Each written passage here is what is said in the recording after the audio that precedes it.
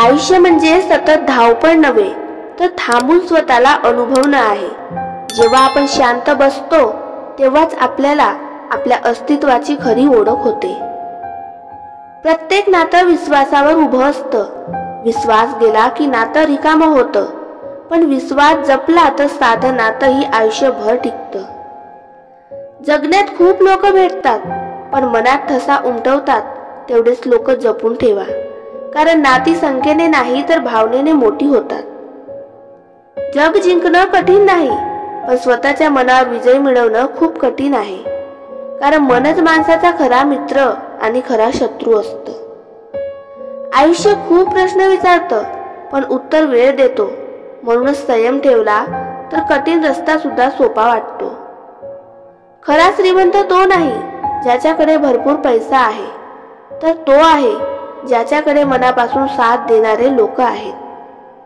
दुःख आपल्याला रडवतं, पण त्याच्या दुःखातून मिळालेला धडा आपल्याला पुढे जगायला शिकवतो. पण दुःखालाही कृतज्ञतेने स्वीकारा.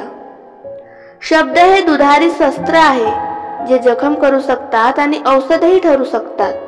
म्हणून शब्द वापरण्यापूर्वी ते मनातून यावेत, रागातून नव्हे.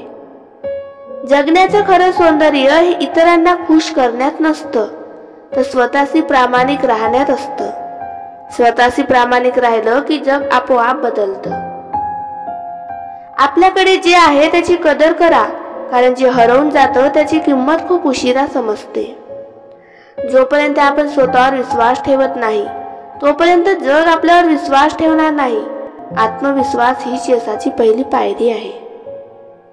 जीवनात कधीही हार मानू नका, कारण शेवटची किल्लीच कधी दरवाजा उघडते हे सांगता येत नाही. खरं यश हे टाळ्यांच्या आवाजात नाही, तर आपण कोणाचं आयुष्य थोडं जरी सुंदर केलं त्यातून मिळणाऱ्या समाधानात आहे.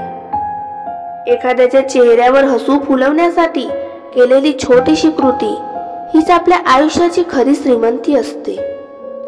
मनुष्याला मोठं होण्यासाठी पदवी नको, तर मोठं हृदय लागतं, कारण हृदय जिथं मोठं असतं तिथं नेहमी माणुसकी जिवंत राहते. रस्ता कितीही कठीण असो, धैर्याची साथ असेल तर पाऊल आपोआप पुढे सरकतं. हार मानणारे थांबतात आणि लढणारेच इतिहास घडवतात. जगण्यातले खरं सौंदर्य हे आपल्याला मिळालेल्या वस्तूंमध्ये नसतं, तर आपल्या नजरेतल्या कृतज्ञतेमध्ये असतं.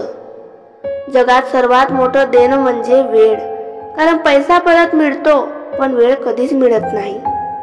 माणसाची खरी ओळख त्याच्या बोलण्यात नसते, तर तो इतरांना किती आदर देतो यात असते. आयुष्याचे पुस्तक आपण दररोज लिहितो. प्रश्न एवढाच आहे, आपण त्यात दुःखाची पानं भरतोय की आनंदाची.